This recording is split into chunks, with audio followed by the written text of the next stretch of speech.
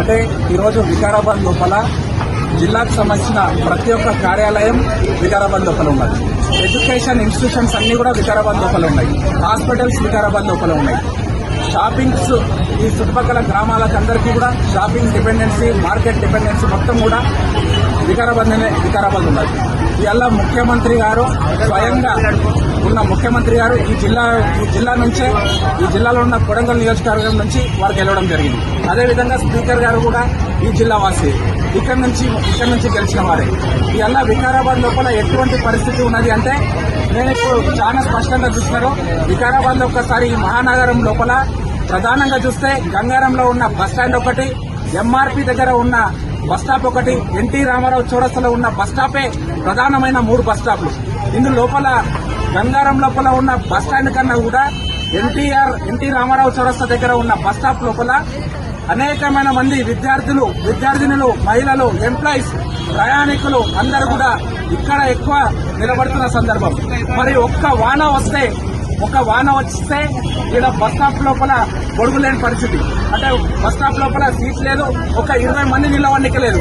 కానీ దాదాపుగా 100 మంది, 1000 మంది ఈ ఎన్టీ రామారావు చౌరస్తా దగ్గర బస్సుల గురించి నిలబడుతున్న సందర్భాన్ని నేను గుర్తు చేస్తా ఉన్నా.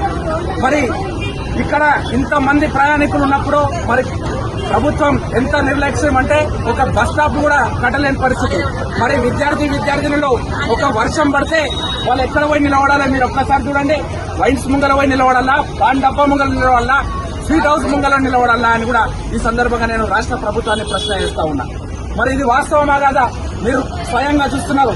ఇలా బస్సు లోపల ఎక్కిన విద్యార్థులను మీరు చూస్తున్నారు. మరి ఇది వాస్తవం కదా. మరి వెంటనే డిపో మేనేజర్ గారు, ఆర్టీసీ డిపో కార్పొరేషన్ వారు, అదేవిధంగా లోకల్ ఉన్న స్పీకర్ గారు, ముఖ్యమంత్రి గారు వెంటనే స్పందించి ఈ బస్ స్టాప్ ని మరమ్మతులకు చేసి ఈ బస్ స్టాప్ వాన పడితే మరి మహిళలకు కావచ్చు, విద్యార్థులకు అండగా నిలిచేటట్టు బస్ స్టాప్ ని డెవలప్ చేయాలని చెప్పి నేను ఈ సందర్భంగా డిమాండ్ చేస్తా ఉన్నా. మీరు ఒక్కసారి చూడండి. ఇలా రాష్ట్ర ప్రభుత్వంలో ఉన్న రేవంత్ రెడ్డి గారు చాలా గణాంకాలు చెప్తారు. ఒక సందర్భంలో కూడా వారు అన్నారు, మొదటి తరం వాళ్ళు, అప్పటి తరం వాళ్ళు ఇందిరామ గాంధీ గారిని అమ్మ అన్నారు, రెండో తరం వారు ఎన్టీ రామారావు గారిని అన్న అన్నారు, తర్వాత తరం వాళ్ళు చంద్రబాబు నాయుడు గారిని విజనరీ లీడర్ అన్నారు. మరి ఇలా నన్ను మీ రేవంత్ రెడ్డిని నన్ను అన్న అంటున్నారని చెప్తున్నారు. నిన్ను అన్న అంటలేరయ్యా, నిన్ను దొంగ అంటున్నారు. అట్లీస్ట్ ఇట్లాంటి మంచి పనులు చేస్తే నిన్ను దొంగ అనకుండా అన్న అంటారని కూడా నేను ఈ సందర్భంగా చెప్తా ఉన్నా.